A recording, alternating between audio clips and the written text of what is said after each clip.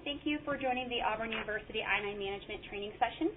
My name is Mindy Zardy. We're going to go through a number of things about the I-9 management system. First, we're going to start and talk about the new hire's responsibility or the new hire experience.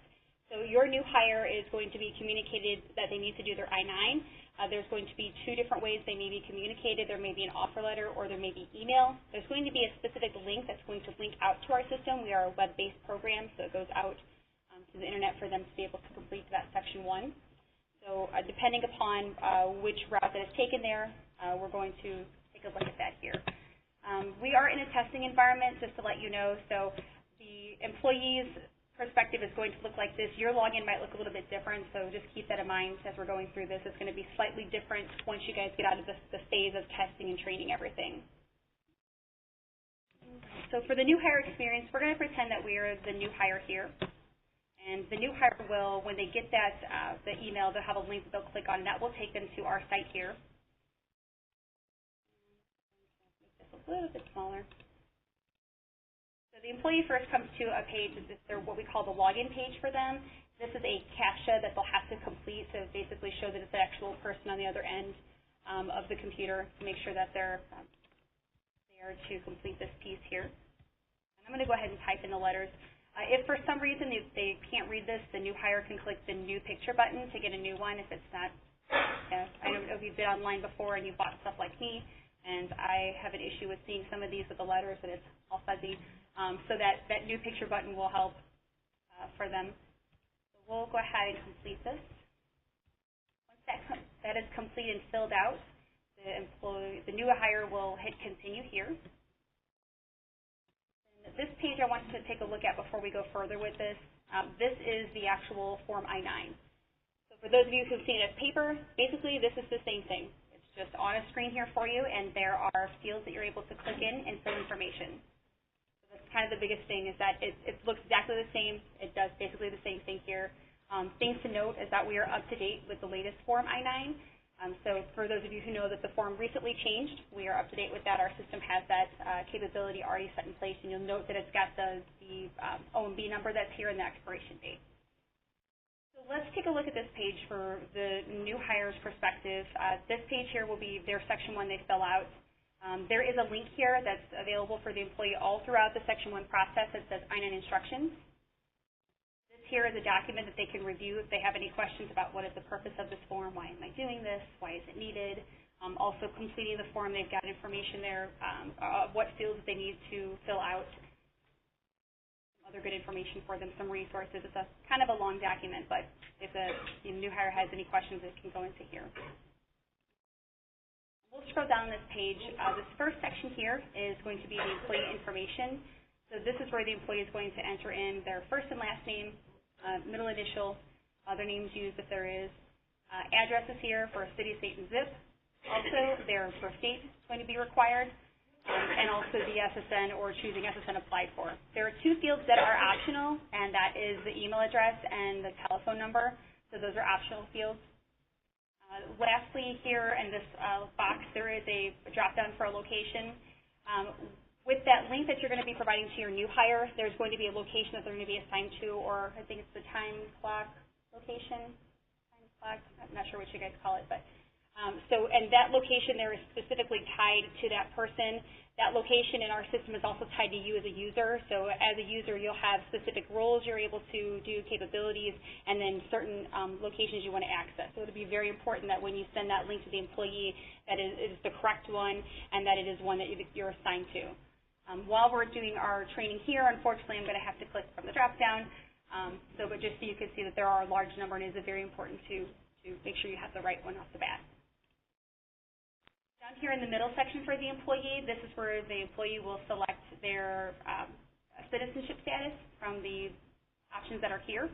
Depending upon which one that they choose, there is additional fields that have to be filled out. So for a lawful permanent resident here, there's still a field that has information that needs to be entered in here. For alien authorized to work, again, there's fields that have to be filled out as well. Down here at the bottom, you'll see the repair or translator section. And this will be filled out if the employee has, if someone has assisted them with doing the Section 1, they're able to add that person in here through our system. So let's go ahead and complete this Section 1 for the employee. So we will be acting as the employee at this time. I will fill out last name, first name. And during our training session and while you guys are in the testing environment, there's going to be a code here that's in the other names used that'll be on your testing script. Basically what we're doing in this testing environment, we have to simulate E-Verify, but this isn't actually tied to E-Verify. This isn't tied to anything. It's really just to let you play around to see how it works. So we will be using some of these codes. Note that when you guys go through your training and testing that it is going to be on there. When you move into actual, or what we call our production or going live with this, you won't need that. That's just for when we're learning about the system. And I believe we'll be communicating that too to let you guys know not to add that anymore. We'll fill out an address here.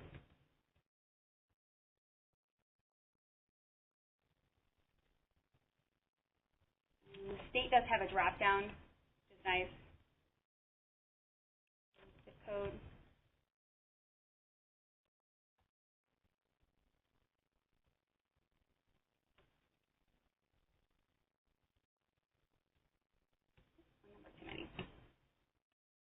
We'll choose a location here, or the new hire will choose a location here.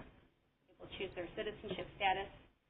One thing I want to show you down here for the para-translator, this is a required now for the paper I-9. It's now required on our system as well that something has to be checked. It defaults to I did not use a para-translator. It defaults so that the employee is filling this out. It's done.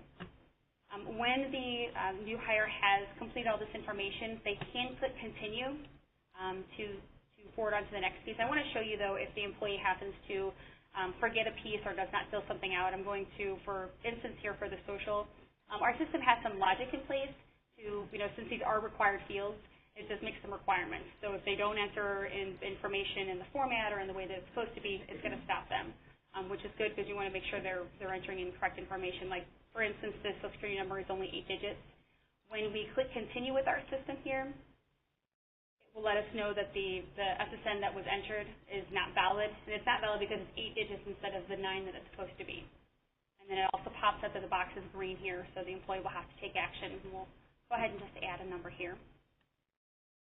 If everything is good, like there's a date format that's here, month, day, year, year, so that has to match also. Everything is good, and they can just continue on. Continue.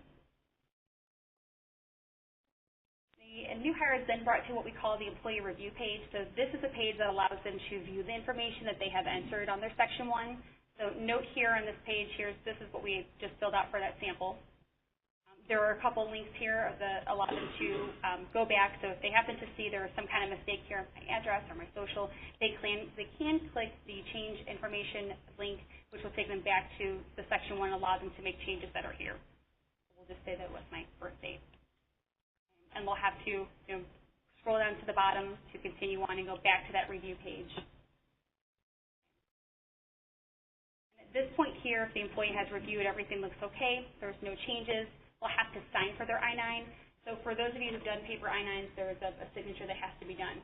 With doing I-9s that are online with us, it's going to be an electronic signature, so you won't have to hand sign. Our system's going to automatically sign it for you electronically. And it'll do the same for the employee. In doing so, you still have to do the attestation to the statement that is here.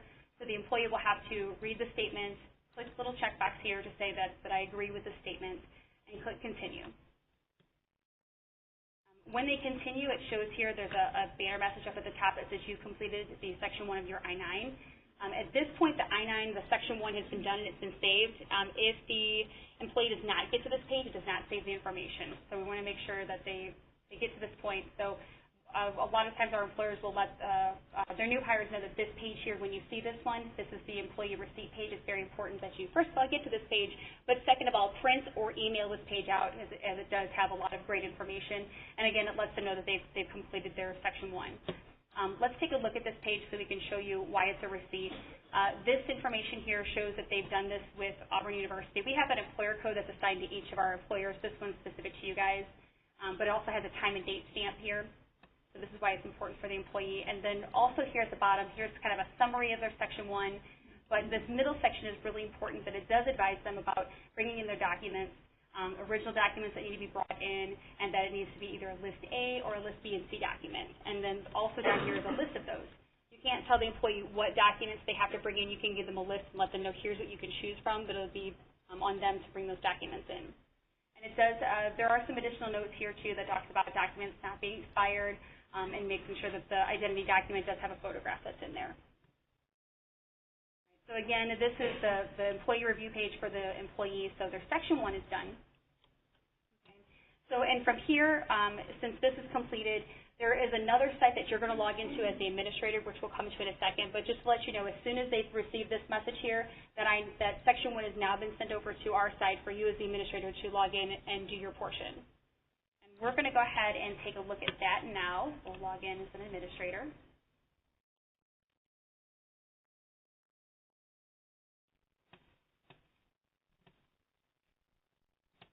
All right. So for the purposes of our training today, we're going to log in through the system with a direct login. Just want to make a note that when you go to log in, when you're actually live into the system, there's going to be a different login. In the quick reference guide that we provided to you today, there is a screenshot of what the login is going to look like. You'll be logging in through the Auburn portal. I believe it's on the employees page under the Human Resources link, so you'll be using that link to get to our system. And that's once you are live and you're actually making real I-9s. While you're here in a testing environment, we're going to log in through what we call our direct login access, which is what you'll see in that testing script. You'll see this process of what I'm going to go through.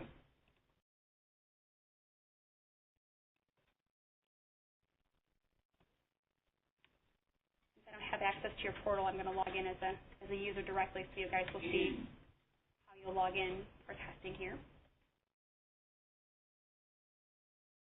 And the system does ask a couple of questions. You may go through a security enrollment that'll ask you a couple of security questions. It'll also ask you for email, password, and we'll also ask you here if you'd like to remember this device. So I believe that'll also be in your testing script as well, that you'll have some information about that, so when you go through that process. I've already been through that, so we won't see that here, but we are seeing that it's asking me about remembering this computer.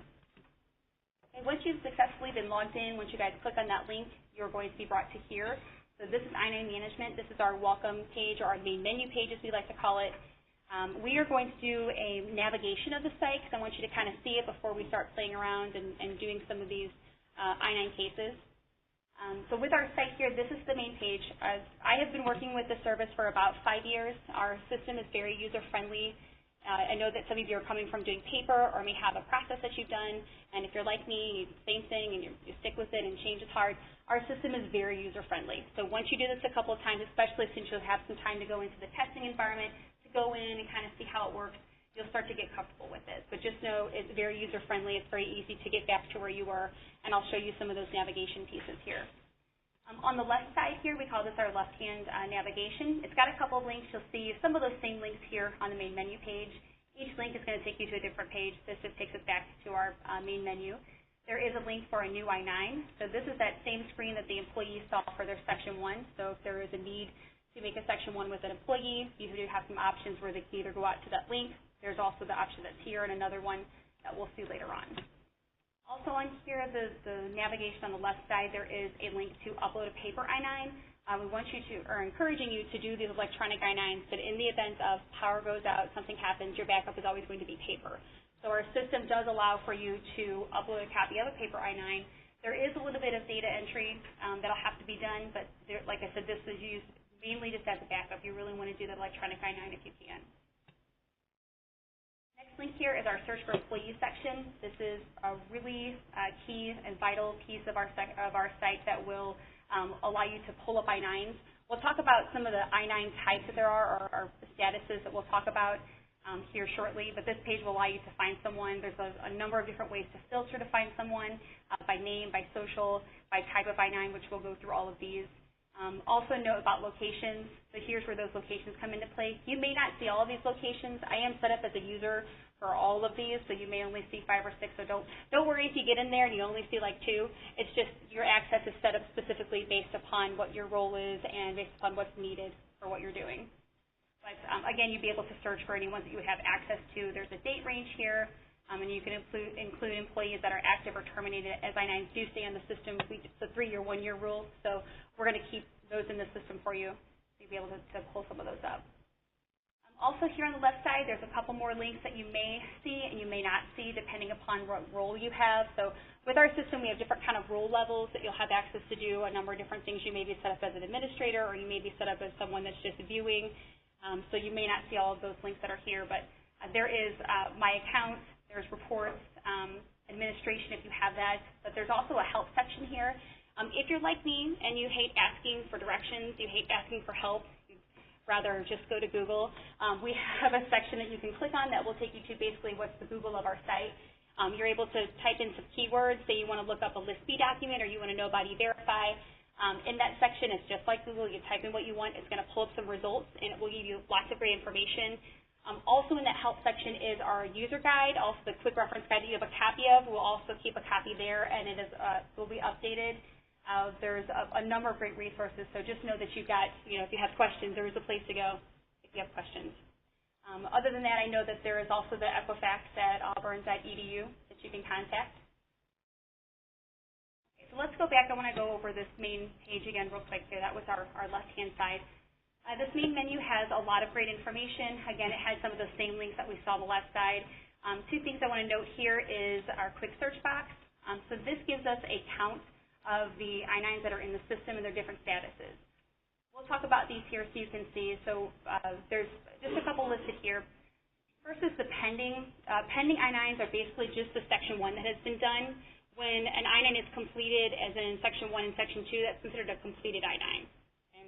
But if you're looking to try to find someone, that will be a great link to click on, as it's going to pop up any I-9s that are in the with the pending status. You'll note here we've got a couple already here.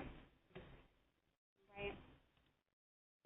If you need to get a count of how many are in the system, there is a little refresh button that you can click, and it will tell you an updated count. The next ones that we call it, and you can call these buckets, you can call them links, however you want to call them. It'll take you to that section. But for this one here, for re-verification due, so someone that is listed as a re-verification due would be someone that you did an I-9 with, Section 1, Section 2 e-verify, and then shortly thereafter their authorization to work has expired or is going to expire.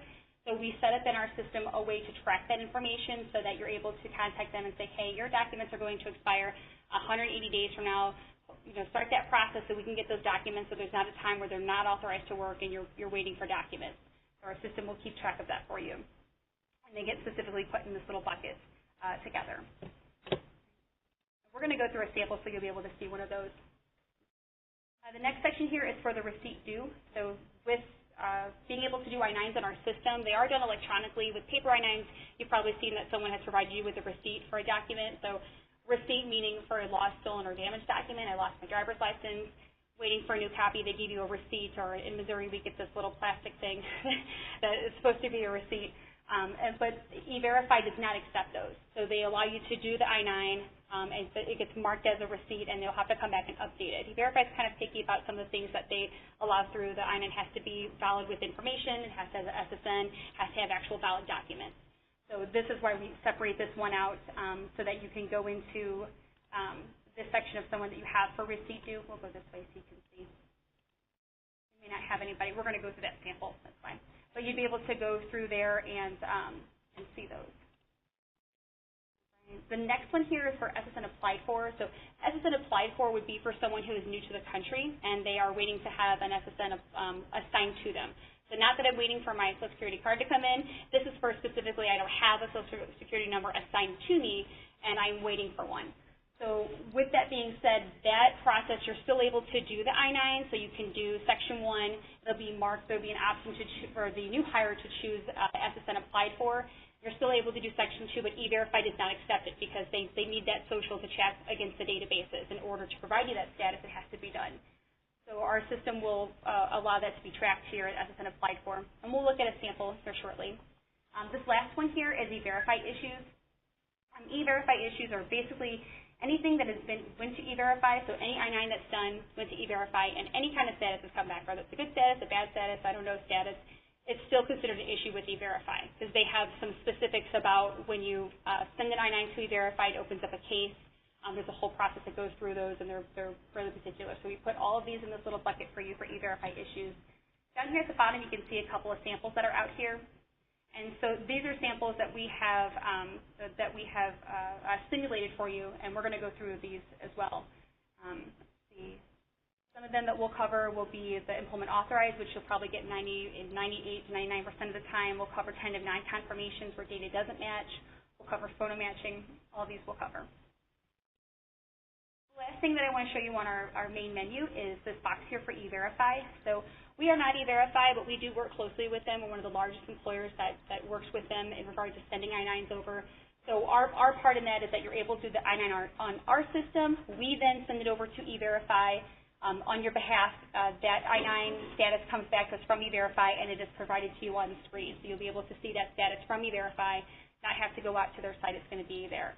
E-Verify, though, does have times when they're not available. Our site is open 24/7 unless we have an outage, too, which is kind of rare, or we have something that's scheduled.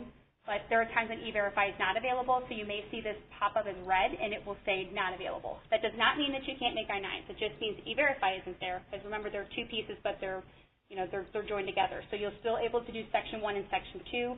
When E-Verify is back up and running, I believe there is an outage schedule here that might show, so there is a time when it's not available. So say 4:01 comes, 4:01 a.m. comes, your I-9 will then start to process. They kind of go into a queue, if you will, in the order they came in. It doesn't count against you. You're still able to do, you did your I-9 at the time. It's just they weren't available. Once they are, they process, and you'll get a status. So just note, if you see that in red, not available, you can still do your I-9.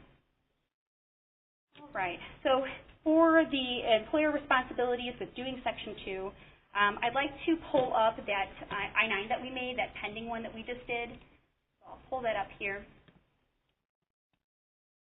This is the one that we just created. So I'm going to pull this up here. I want you to see about Section 2. So this is the start of Section 2 for you, and your responsibilities, of course, will be the same as what you had before with doing paper I-9s, looking at the documents from them, entering in document information, and then also documents expiration dates.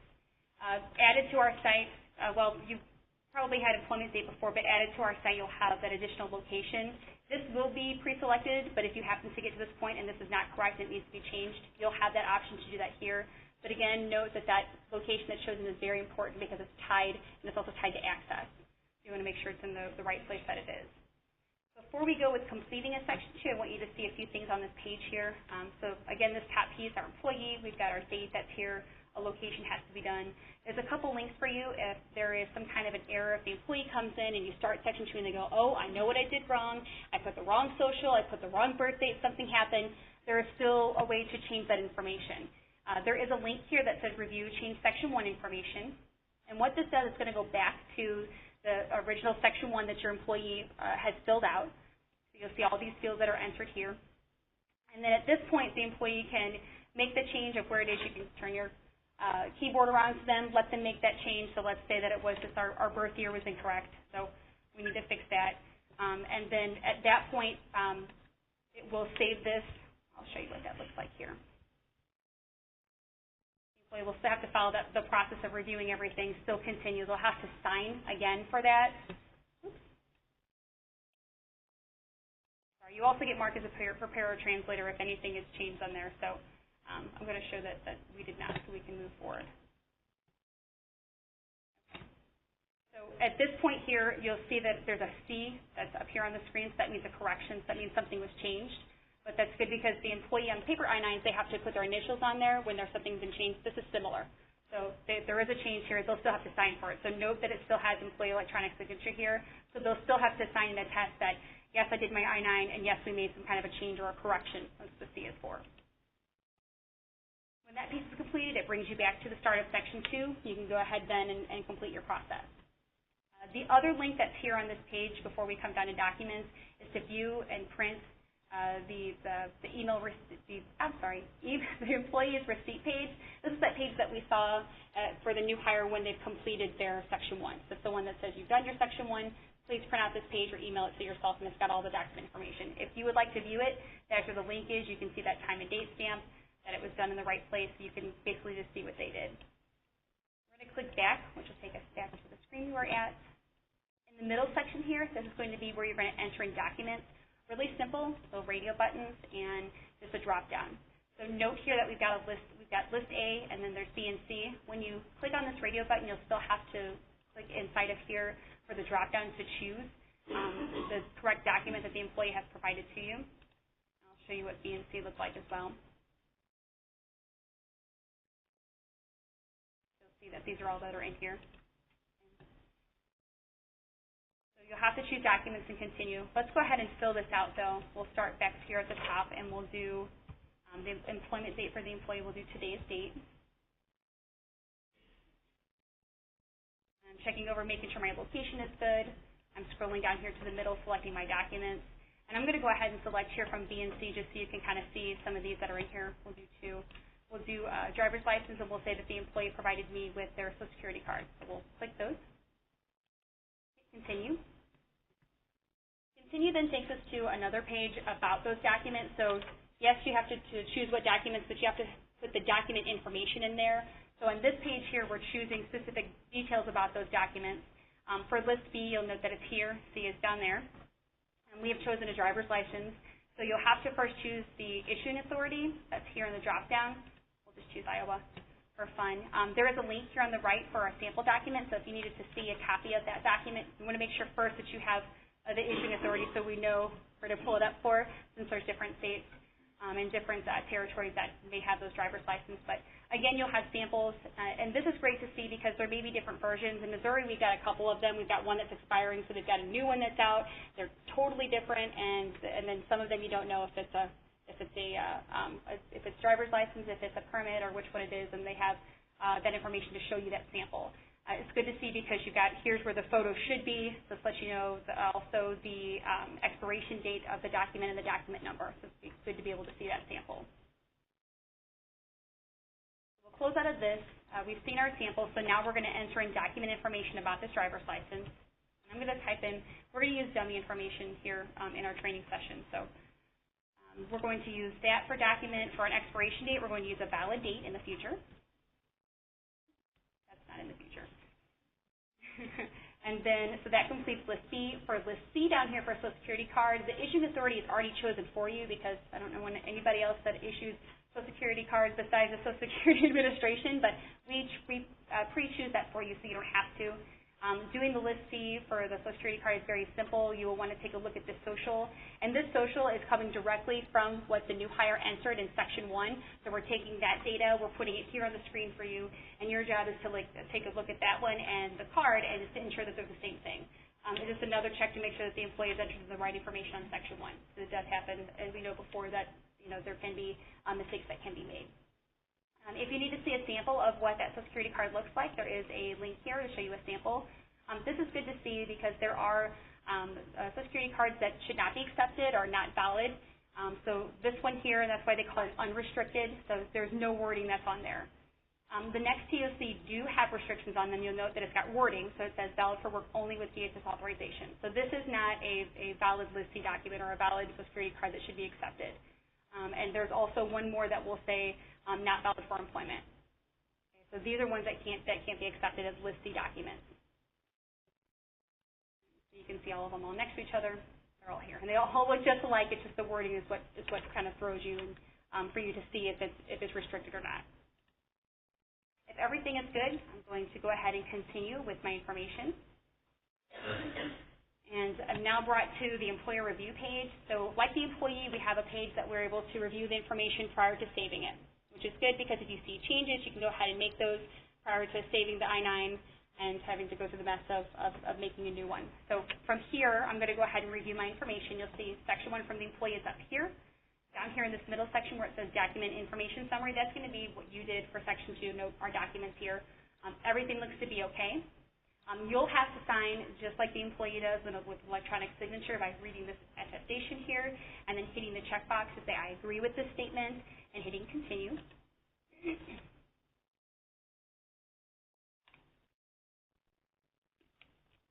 and at this point, Section 2 has been done. So we now have Section 1 from the employee has been done. Section 2 has been completed.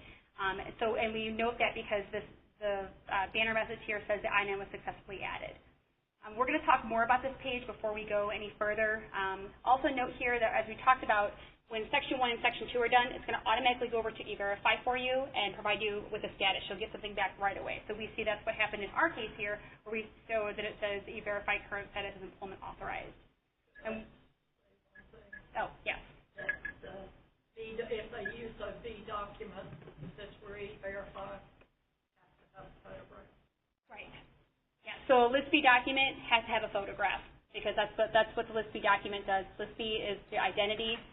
List C is the work authorization, and if you have a List A document, that means it's combined of identity and work authorization.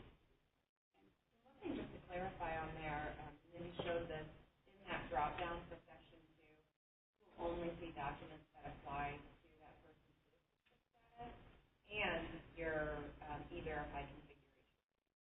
Any documents on there that don't have a photograph. Okay. Right. So in other words, the voter registration card is not, it is an acceptable document. It's acceptable for I-9, but not for E-Verify. Right. Not for E-Verify. Exactly. Right. Okay. So let's navigate with this page here. I want you to see this. This is the employee detail page. So everyone that you've made an I-9 for is going to have one of these pages. It is specific to them. It's going to house their I-9. It's going to house information. Also allow you to do a few key different things for their I-9 or for their case specifically. So we'll get to the E-Verify piece in a second, but on this page I want you to see, so again, it's specific to our employee. You'll note that information here. So we'll see this is all Section 1 information. On the right side, you'll see a couple of links. These aren't highlighted right now due to the status of our I-9. If you're in an open case, you can't do certain functions. That's because you have a case open. You have to do something with that in order to have these other options available. But you do see here that you are able to change the SSN, which will come into play later when we get to that SSN applied form. We have to add a new social, so we'll come back to that. There's also option to change the employment date if it needs to be changed. There's also change of location, so if the incorrect one was chosen way before, there's also an option to change it, or if someone has moved locations, there's an option to. I believe we're doing that by file for you to automatically change location. So you may want to refrain from using this unless absolutely necessary or unless advised so.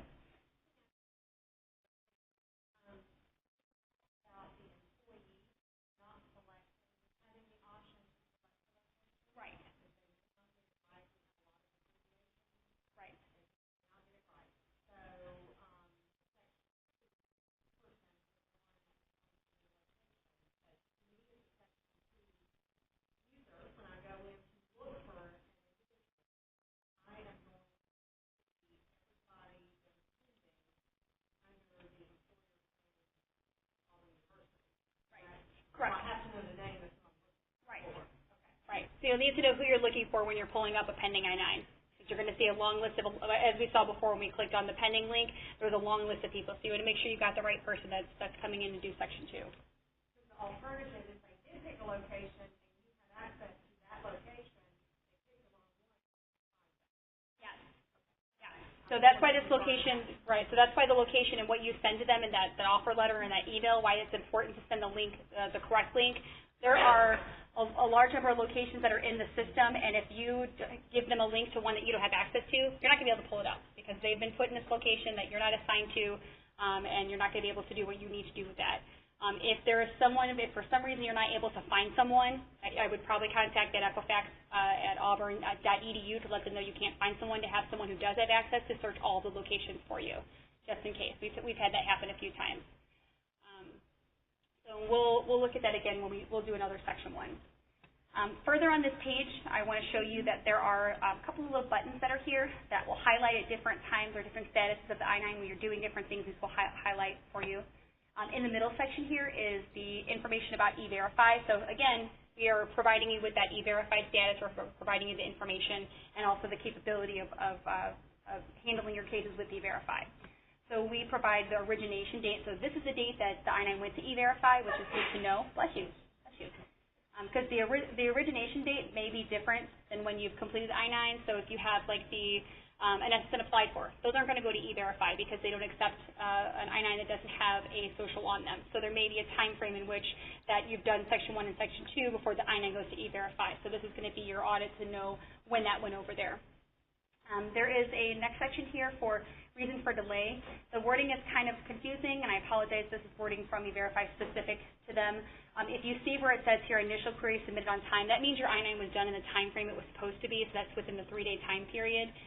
There may be a time when you have like the SSN applied for, the status will change here for a reason for delay is that the person was waiting to have the Social Security number assigned to them. So that would also be a reason why it would be a delay. But it doesn't mean that it counts against you. It's just advising the data to E-Verify as to why. There is another section here for current status date. So this is the date that E-Verify has returned the status to you normally, and 99% of the time you're going to get a response back right away from E-Verify. There may be a time where you don't get a response back. It doesn't happen very often, but so that date would change if it was for tomorrow or another day. And then the current status is also returned here for employment authorized. We see here that there's a message for us with this green exclamation point here that we need to take action, which we'll do shortly. The last piece on this page I want to show you is the I-9 history. So to kind of explain that whole process and kind of the flow of how everything works. So that Section 1 is completed by the new hire, and you do your Section 2, and there's the E-Verify piece. But that I-9 is all done electronically. What we do is we put that into a PDF version for you to be able to view, which is nice to see, because it really looks like an I-9.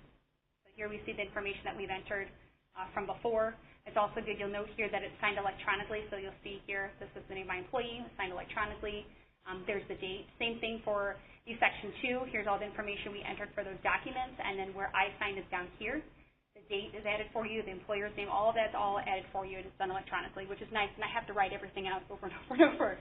Yeah, so just wanted you to see that process so you see how it all comes together. All right. So with that being said, I want to talk about E-Verify.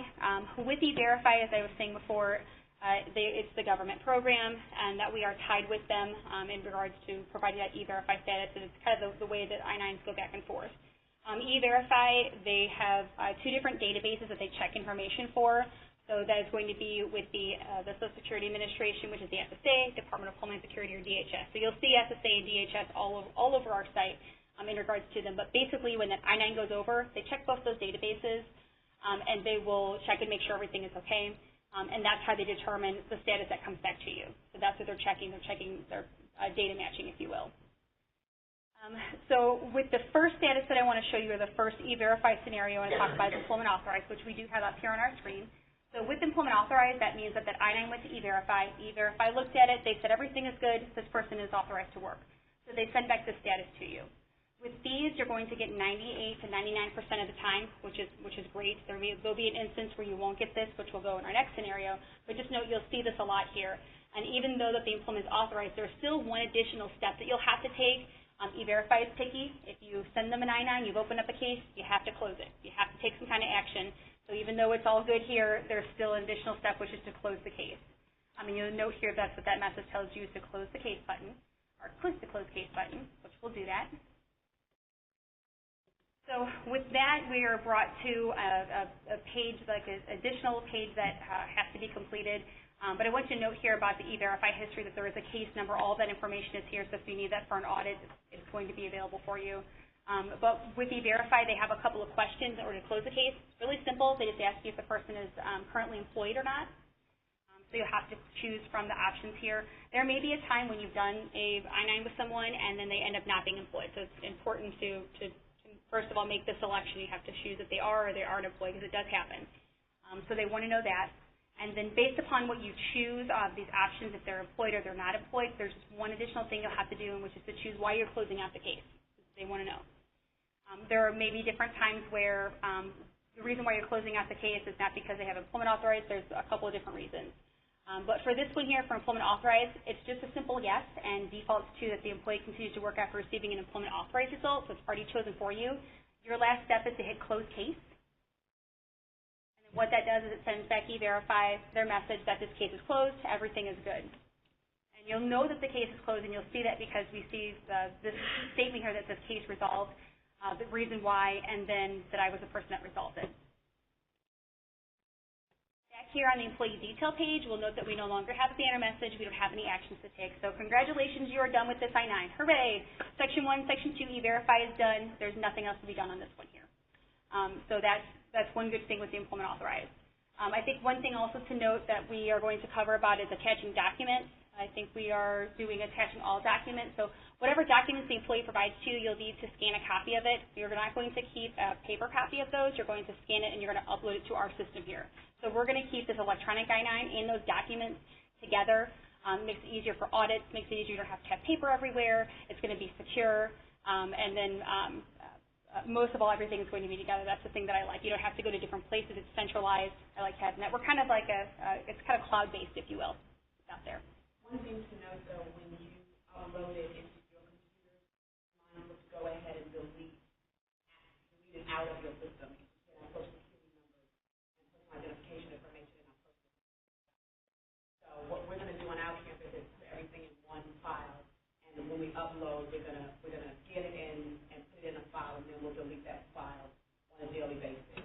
If you haven't done that many that week, maybe on a weekly basis, but I think y'all are going to do the same kind of thing correctly. And many of us, some of us have like copiers that we scan into, and that automatically deletes that. So it just depends how you scan it. If you're putting it on your desktop, be sure to delete it when you crash. Right. Yeah. So just to make sure on that, and I'm glad you guys both spoke because there are two campuses, so you guys will have different policies. So this is really a general training. There may be some policy-specific things that you guys will cover also. I just want to make note of that. All right. More with E-Verify. We've got a couple of different statuses that will come back other than just employment authorized. So that's the one you want to get. I want to cover the ones that aren't so great, and reason being is because you may not get them often, but you still need to know how to handle them, and if they happen accidentally. So I'm going to go ahead and pull up samples that I've made for you here. We're going to move into what's called the tentative non-confirmation. These can come from the SSA or for the DHS. So the samples that I have, I think, are both for the SSA. But the difference between the two is how the employee is going to handle that. So if an employee gets a tentative non-confirmation, there's additional action that has to be taken, and a lot of times it's going to be on the employee, especially if they're going to contest that. So let's take a look at a couple samples, and I want to walk you through two scenarios. Reason being is that a tentative non-confirmation can be caused by a number of different things.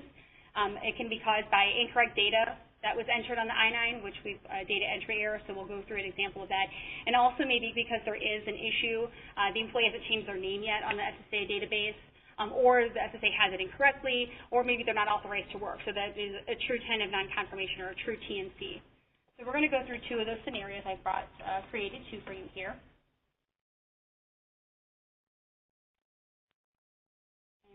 So in this scenario, again, we've done the I-9 with the employee. Right away, we've gotten back the tentative non-confirmation status. You'll see that here. You'll see that it does require you to take further action.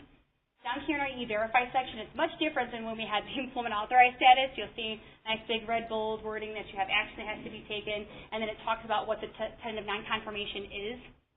And that, one thing to note that it does not necessarily mean that the employee is not authorized to work, or there's an issue that has to be resolved. There's something that has to happen in order to get that authorized status. So additional action is required, and that the employee, does have the option to contest or not contest the tentative non-confirmation. And also during that time, during the tentative non-confirmation process, and while the E-Verify case is pending, the employee is allowed to work. That's one thing to note, because this doesn't mean that they're not allowed to work, or they are. It's just there is an issue that has to work before they can provide you with the status. Okay, so just want to make sure that that is known and understood. So one thing I tell all of my employers is that if you get a tentative non-confirmation, what you want to do, the employee has to come in. So the employee has to come in. You have to look at this together, because there will be a process depending upon if it's a data entry error on your part or not. You bring the employee in, and what you want to do is take a look at the I-9. So you'll click on this link here, and you and the employee will go over this together. And you'll want to have the employee take a look at Section 1, make sure everything they've entered here on the Section 1 looks okay, just to confirm it again. And then also down here in Section 2, this is where you'll look again and just to make sure, okay, I've got the right document number, I have the right expiration date, I've chosen the right documents, everything on my end is good. With that being said, if you're both in agreement that everything is okay, there will be further action for the employee to go ahead and choose to contest or not contest. With that, if the employee chooses to contest, we're going to continue in this process here. And we'll show you what that looks like. But if the employee chooses to contest, that means that they're choosing to take action on this. If they choose not to contest, that means they don't wish to work out the issue and they're not authorized to work. So at that point, you can contact HR and talk to them about what you need to do in that situation because they're not authorized. They're still working and they don't wish to handle, the issue on the tentative non-confirmation. That's their responsibility at this point. Okay. So we're going to go through the referral process, and then so you can see what that looks like here. So there is a time frame in which the employee has to contact about this. Sorry, that's the next page. Let me take that back. We'll start this process here, and then we'll talk about the next page. So if the employee wishes to contest, what you'll want to do is go through this process here. This first page, we're going to see some steps that's going to have to be taken. We're going to have to print this notice. So despite if the employee wishes to contest or not contest, this note has to be provided to them because it's information about the tentative non-confirmation process and what options that they have. So let's take a look. And this is a document that is created by USAS and E-Verify, so specific to them. This one is specific to the SSA TNC as a status that we've returned. This document here, what you'll want to do with this, your instructions are here. But you'll want to print out this document. With the employee is right there with you. You're doing the tentative non-confirmation process. You want to be able to, provide this document to them, print it out. Don't email it. It's got to actually be printed. So part of your responsibility is to ensure that it gets printed and you give that to them. So it shows that your instructions that are here. Make note here also that it also has to be signed. We do that electronically for you, so there's one less step of having to write. And then the next page here is the employee's responsibilities. So they have the option to contest or not contest. So here's that note again for taking action to resolve, not taking action. So they'll actually need to take this document with them up to the SSA field office.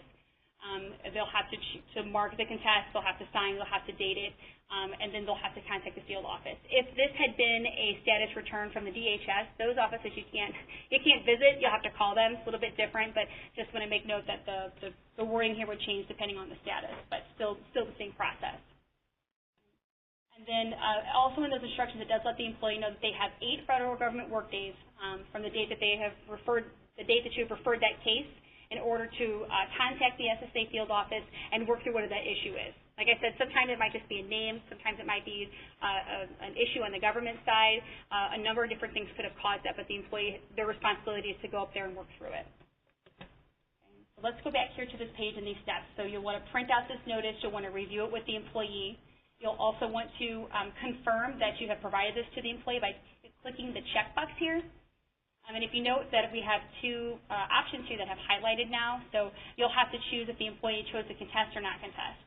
For our scenario, we're going to choose contest so that we can go through this process and you can see it. And then when you're good with that, you'll hit complete. We go to the next step here where it says refer employee. So this here, once we click this button, this lets us know that those 8 federal government work days, that's when that time clock starts. Because you're basically sending this I-9 back to E-Verify saying the employee is going to contact you because they wish to contest this. So now the I-9 is going back to E-Verify. The ball is now in the employee's court. And so we're going to click refer case. And the reason why they do this is if you don't want to refer the case, if it was accidental, you can click back or you can click cancel. Because once that time clock starts, like I said, it goes back to E-Verify, and you got to wait for them to respond to you. You can't take it back. Once it goes over, you can't say, oh, just kidding, and try to take it back. It doesn't quite work like that. So this is to really confirm. So we'll hit refer case. Oh, why did I lose internet? Hold on. Bear with me.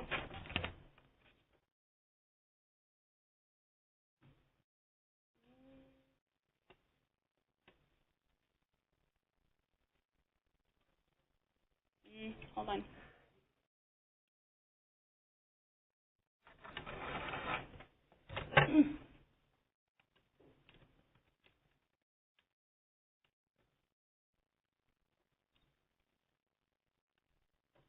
Just a second.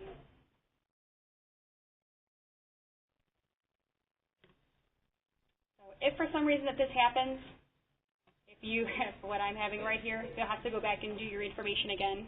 There are certain points that our system does save things for you, but when you're in a process like that, there's still additional things that have to be done. We thought there was more steps, so it's not going to save that for us. So would the I-9 be gone also? No, the I-9 will still be there because the Section 1 was signed. Yeah, and Section 2 is done. Yeah, so it's just that tentative non-confirmation. You'll still have the I-9 that went to E-Verify that you got the response, but that process of going through the referral, yeah. Let's see if it lets me in here.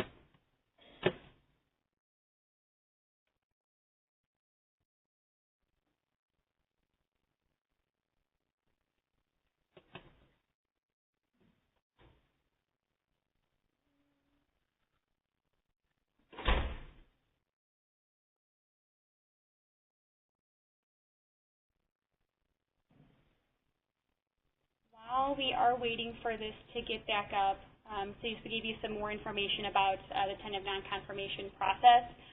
Basically, what we were trying to do there was refer the employee. The additional steps that you would have, there is the next step would be to print out the referral date. So there is that 8 federal government workdays in which the employee has to contact in regards to that case. So there's a confirmation that tells you the exact date. Sometimes it's confusing when you say 8 government federal workdays. So does that include Saturday, Sundays? Were they open on that Monday? So this will give you an actual date that will assist with that and knowing when that time frame is.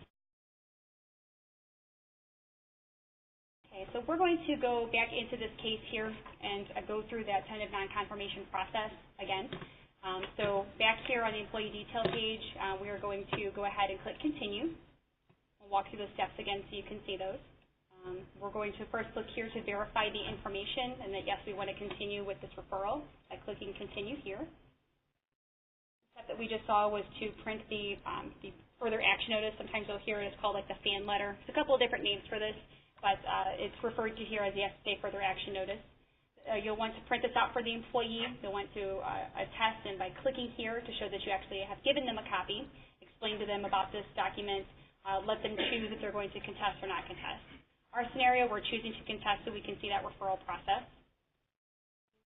And here at the refer employee page, so again, this is when that 8 federal government workdays starts, and this is again when the start of when the employee, they have to contact within that time frame. It doesn't mean it's going to be resolved, it's just that they have, that's their time frame, that's their limit. They've got to do it before that time. When you start counting your workdays, then do this, or start the next day? So this would be today, so today would count as one of those days. And we're going to see that date also, what that specific day in the future is going to be in our next step. Okay. So we're going to click refer case. So again, this sends the I-9 back to E-Verify to let them know that this person wishes to contest and that they're going to be contacting them. So that date that you were talking about is going to come to play here. So it shows right here that the employee was referred to the SSA on 2/22. So that's the date. And then there is the date in which the employee has to contact by is going to be located here in the SSA referral date confirmation. So note here, this is another document you have to print out for the employee, and it gives us a date. So here we see 3/6 of 2017. So that's what they're, and it gets calculated based upon, again, government work days. So if there was a Monday holiday, weekends, all this gets calculated. But here's the confirmation to let the employee know. That way there's no, oh, I contacted and it was 10 days or it was however many days. Now they know exactly what that date is and what that time frame is. It's right there. So with this page here, again, you'll want to print this out for the employee. They're right next to you, so you can print it out, don't email. And you'll have to confirm that you've printed this out and provided it to them by clicking the checkbox here. When you do that, the button to complete is highlighted, and you're able to select that. And now this shows that the process to refer the employee is complete. Your piece is done by printing out those documents, explaining the process. We can return back to the employee detail page. And one of the things I want to note here is that we still show that there is an E-Verify status. So the case is still open. It's being worked on. But our status has now changed. It does now show that the employee has been referred to the SSA. One of the things to note is that there is an option to close out the case. When an employee is referred, though, you want to keep this case open. If you were to close out the case, that means you send it back to E-Verify, close it out. They cannot continue to work on that case anymore because it's technically closed. So it's very important that when you have a tentative non-confirmation and the person has been referred, that you don't close out that case unless you're advised to. If there was done an error, you didn't need to refer someone, that would be a time when you can close out the case. But again, if they've been referred, they need that time, they need that case open. So these are very important to keep open and check back on the status. Okay. I don't have a real-life situation here. Again, we are simulating E-Verify. But when the employee has contacted the SSA to work out the issue, a new status will be sent over to you. So we'll see this status update from employee referred to SSA to employment authorized, or it may be a tentative non-confirmation, a final non-confirmation, which means that they're not able to authorize them to work. Those are very few and far between. Is there a way to correct it, though, if you accidentally? No. Yeah. Yeah. So when closing these kind of cases, you really want to make sure because, again, E-Verify is very particular about your opening a case, you're closing out a case. If you close one out that doesn't need to be, they can't keep working on it. They can't do anything. You have to make a whole new I-9, wait for the status to come back, go through the whole process again. So really want to make sure if it's not an employment authorized, that you can just close out, that you're, listening to what you're doing here and ensuring that you're closing out if it needs to be or leaving it open when it needs to be. Yeah, Okay. I just expand on that. E-Verify, it's one-to-one, one I-9 to one E-Verify Yeah. case. You can't continue to try to resubmit the same I-9 over and over again to get E-Verify. A pain. So, that's E-Verify, not us. So you don't want to close that case inadvertently. Any more questions?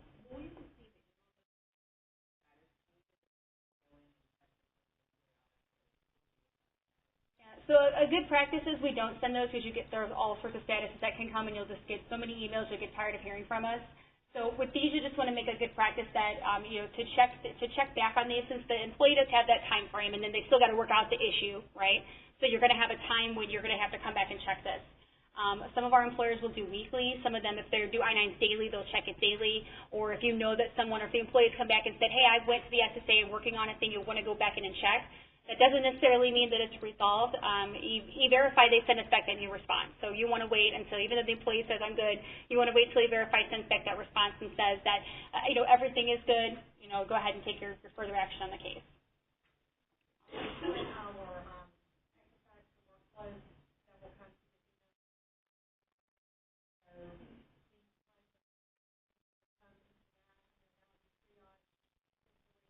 So we have a notification that is set up for when a case has been open for too long, because again, E-Verify is kind of particular about those. So there is a notification that's going to go to the Equifax at auburn.edu email address, and then from there it will be triaged out if you guys have something open. And that just means like you have like an employment authorized case that's been sitting out there for too long, so you send Jimmy an email and says, hey, you should close this out, just go ahead and do it.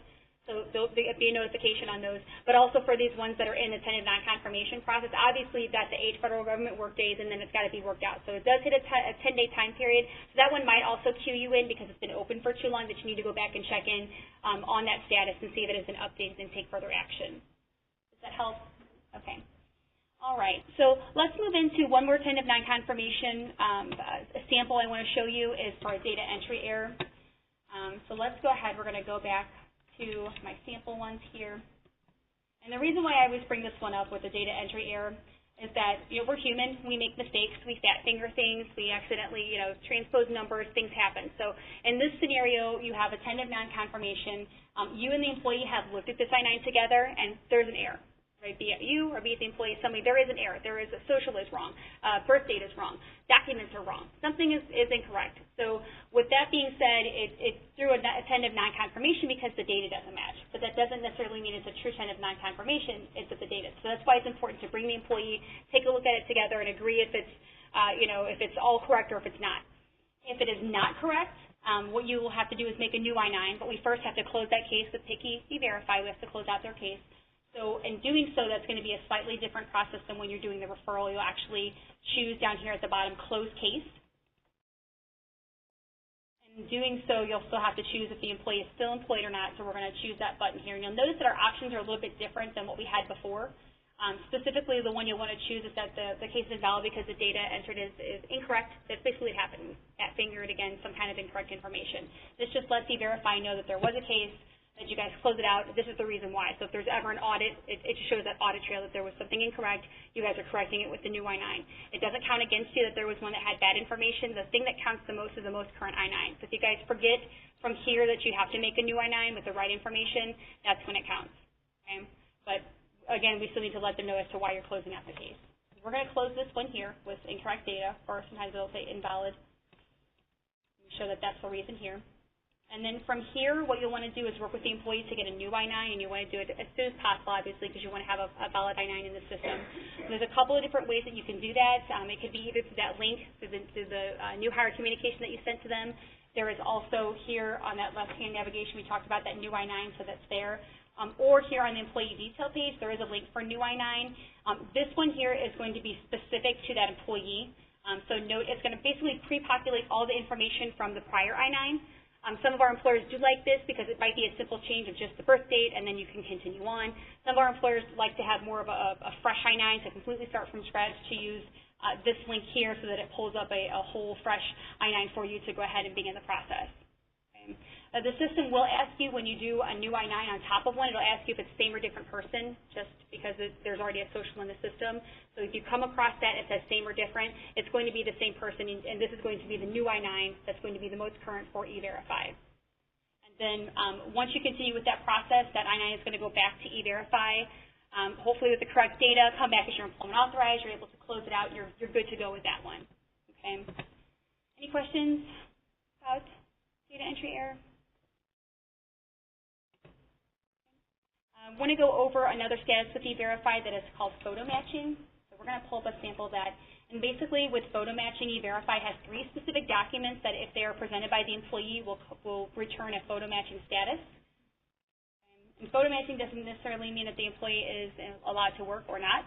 They need to be photo matched. That's part of the process. So we're going to take a look at that. Here in our scenario, we see that we've got this E-Verify status of photo matching. And basically, that's exactly what it is. If you've never seen this before, you're going to match a photo from a document onto a screen. It's very simple.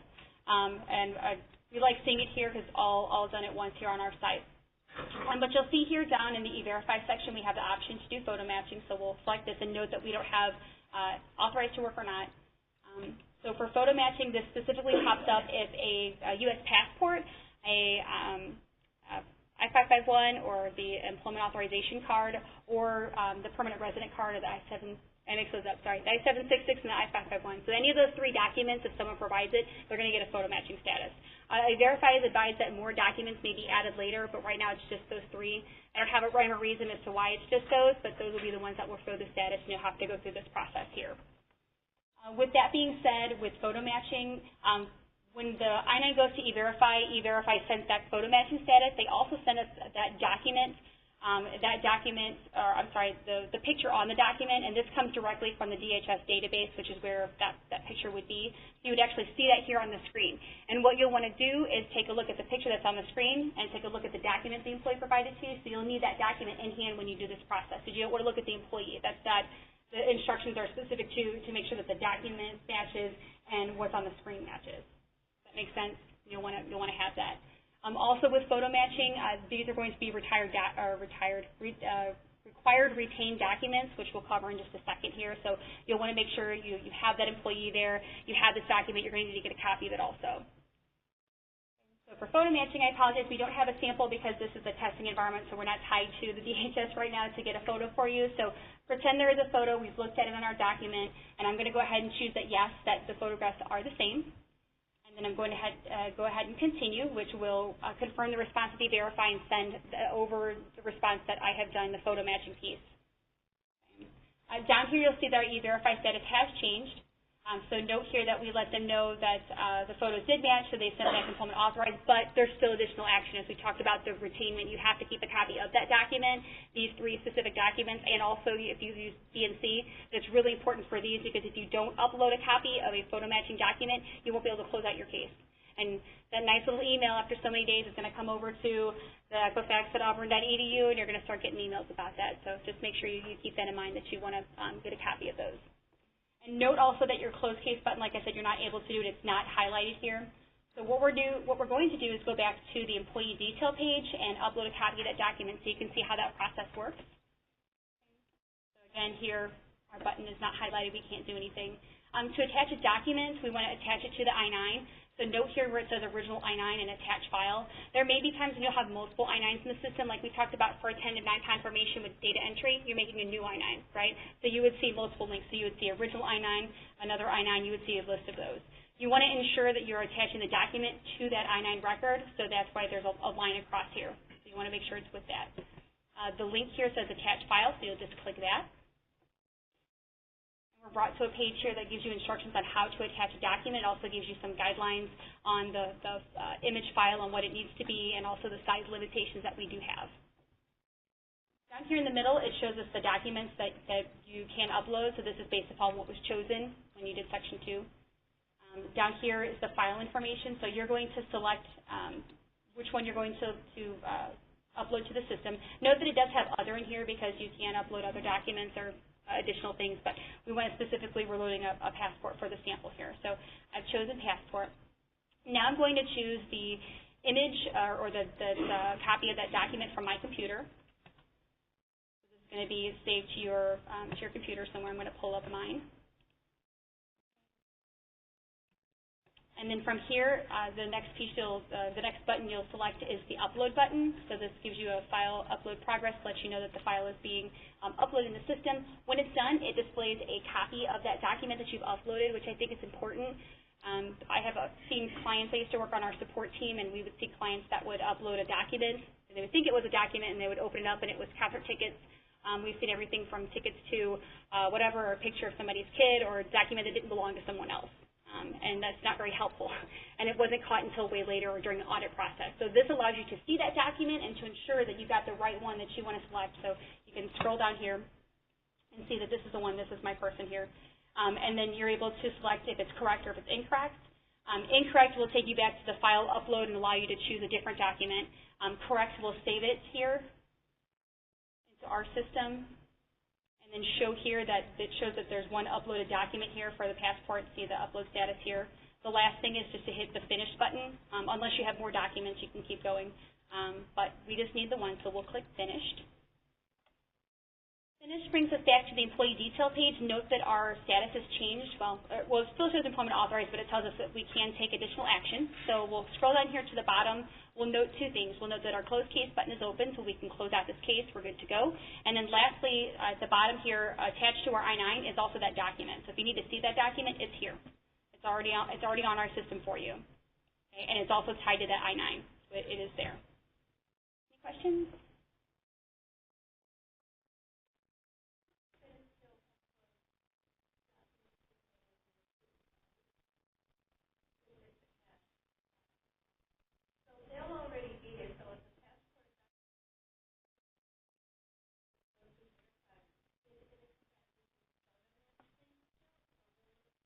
It's going to be based upon what documents that you choose when you do another I-9. It's going to be based upon that. So if there was already an I-9 in there with photo matching and there's already a photo attached to it, that was attached to the old I-9. So now there was a new current one that you're doing. So and if that one comes back as photo matching, you'll still have to upload a copy of the document. Just to clarify a little bit on your question, Auburn has taken the stance that all documents that an employee presents have to be uploaded. That's your policy. To verify, if they return that photo matching response, you still have to do the physical photo matching. Does this photo match what's shown on the screen? Yeah, if that makes sense. Yeah, still have to go through that. So we only do the photo matching if we've done multiple I-9s, or it can be done at other times? So you have to think about that, as we were saying before, it's one-to-one. So the I-9 and then E-Verify. So that is, you have one case that if you make a new I-9, that is now the current case. So that's the one that has to be taken care of. Yeah. Does that make sense? Okay.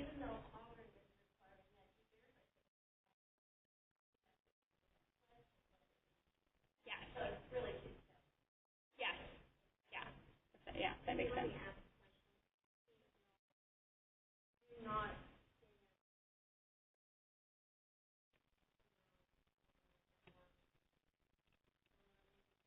We all scan to their drive that's secured.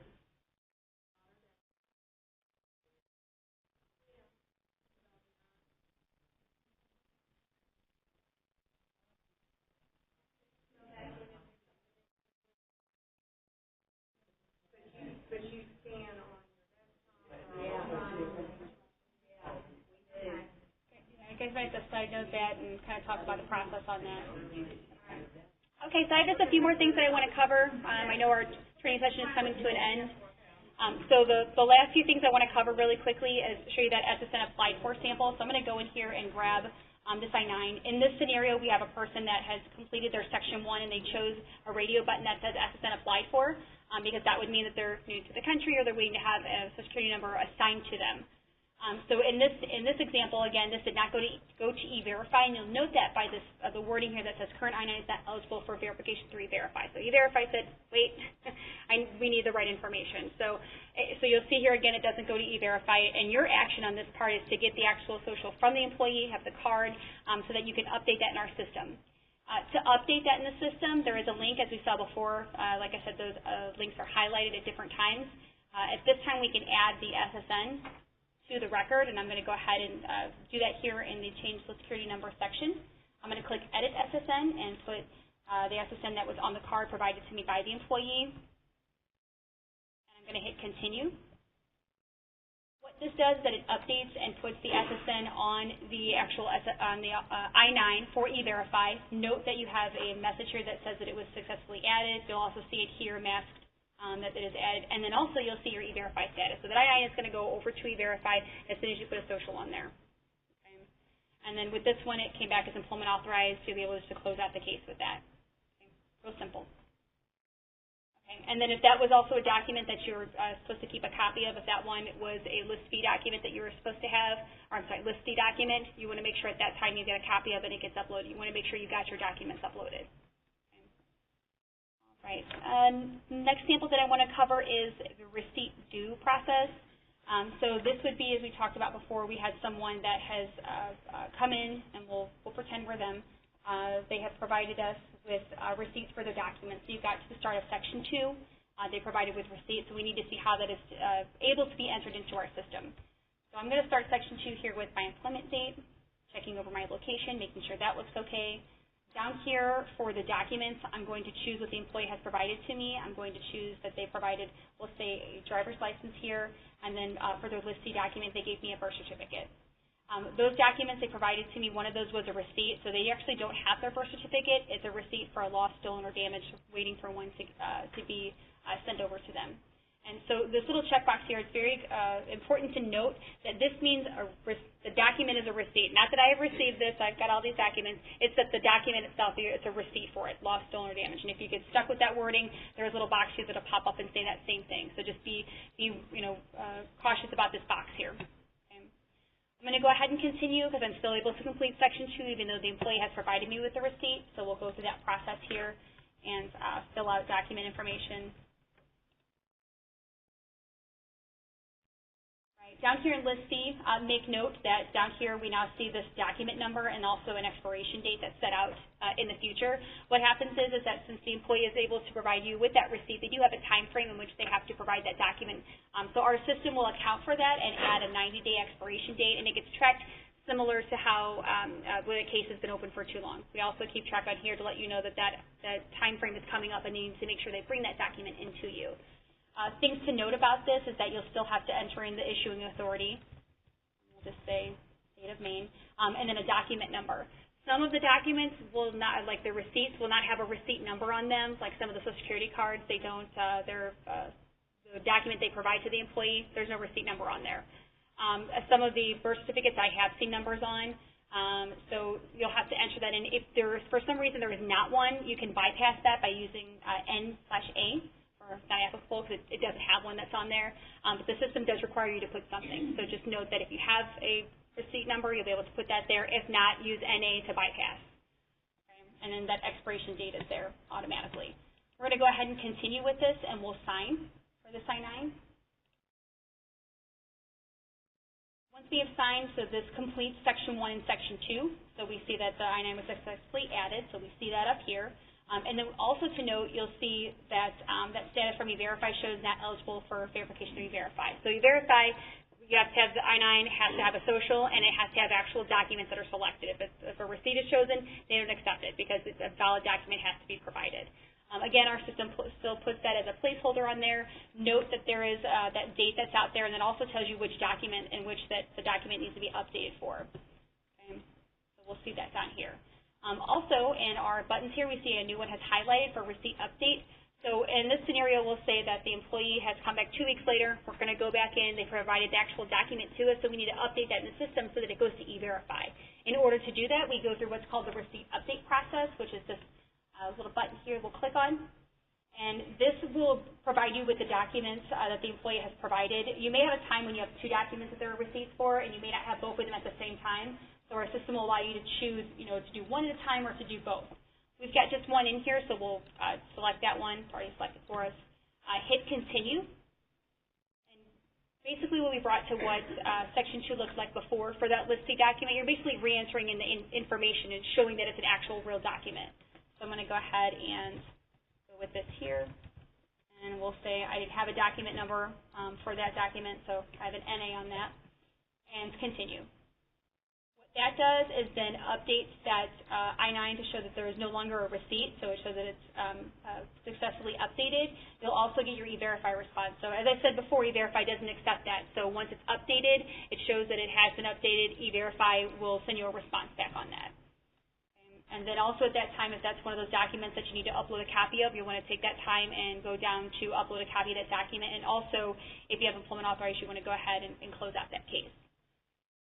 One thing I didn't mention before is that our system keeps track of the I-9s and the I-9 history of things that happen. So note that we have two I-9s that are down here, one that says original I-9 receipt. So basically this would be for when someone has provided you a receipt. We then make a new I-9 to show when that document was provided. So basically we'll put the initials on there for you to show it's like a correction, but we keep track of those for you. So if we were to click on this one here, this shows us what was entered. So it gives you that time and date of when things were changed. Let me scroll down to section here so you can see here for our listing documents. So see, originally it said receipt, so this new I-9 that we've made for you shows that I updated this on this date, so that's the date that the employee provided the new document. So it's good to have for auditing purposes to know kind of the timing of when everything happens. Any questions before I move on? Okay, so we're going to talk about Section 3 here. So as you've seen, Section 1 and Section 2 on these on the I-9s that we've been doing, there is a Section 3. Section 3 does not go over to E-Verify. So with that being said, Section 3 is generally used for re-verifications to complete the re-verification due process, which we'll take a look at. You can also use Section 3 to update if someone provided you, or if their last name changed and you don't want to make a whole new I-9, you're able to update that in our system by using the Section 3 that will update the name for you, as long as they're not in a re-verification due. Make that note there. If you go to do that and the re-verification due, you have to do that piece. So let's take a look at a re-verification due. I'm going to pull up this one here for my employee. And basically with the re-verification due, so Section 1, Section 2 was done. E-Verify should actually be closed out on this. Yeah, so E-Verify was completed, and they've continued to work. However, their document is coming to expire. So now it's been a month or 2 months, however long the documents are coming to expire, so they have to continuously be authorized to work. So in doing so, they have to provide you with documentation. Note here that in our system we track that date for you, so this shows that basically tomorrow the document is going to expire, and that's why they're in the status. We want to make sure that they have proof that they're able to continue to work. We have that there, and this also tells us what document it is that needs to be re-verified. Generally, that's always going to be a list A document. Let's take a look at how to update that and how to go through that re-verification due process to update. We're going to go through Section 3, as I said before. Section 3 is one of those buttons that's going to be here in the middle, and note that it only gets highlighted at certain times. So this is available for us to use now. Section 3 is very simple, and doing the re-verification is very simple also. You'll see information from the employee here, their name, and then to do the re-verification, there will be a list of drop-downs, or a drop-down with a list of documents that the employee can provide to you in which to do the re-verification due. I'm going to go ahead and choose a permanent resident card for mine here and continue. And then this will look similar to when you're completing Section 2 to enter in your documents. You'll see issuing authority. For these, for this employee was specific to set up as a permanent resident, so it's asking us for the alien number here. Actually, this might have been set up for alien authorized to work. So if it's going to ask you the alien number, and it's going to ask you for the new expiration. So this will be for the new document they provided that's going to authorize for them to work for however long. So you'll want to put that information in here. And if there was one of those documents that didn't have an expiration date, most of yours will, so, but there is a checkbox for that if it doesn't. You want to make sure, though, that if it really truly doesn't, you'll hit that checkbox. Okay. Down here, it's going to ask for the document number, which will be located on that card that is provided. And so you'll enter that information and continue. And then, as we saw before with Section 1 and Section 2, there's a review page that you'll have to sign. So similar to that, we'll see this review page which has all the information. Here's what we've updated here for the Section 3. And then you'll just have to sign for that electronically by clicking the checkbox, after reading the statement and hitting continue. That will bring us back to the employee detail page. I know there's no message for you here, but note that that re-verification due date is gone. The re-verification due reason is also gone. But you will see down here at the bottom that it shows re-verified I-9. So this shows a new I-9 with Section 3. It's completed. to show that they have authorization to work. So let me pull that up here. That was our original Section 1, our original Section 2, and then down here at the bottom, here's where Section 3 is filled out. So it shows that the re-verification was done, and then it was signed and the audit trail for that. And then at that point, since it is a new document that they're providing to you, you'll want to scan and upload that document as well. So even though they had the old one in there, that expiration has expired. And since you guys are keeping track of documents, since this is a new document with new dates on it, you want to make sure you get a copy of that one at this time and make sure that it gets uploaded to the system.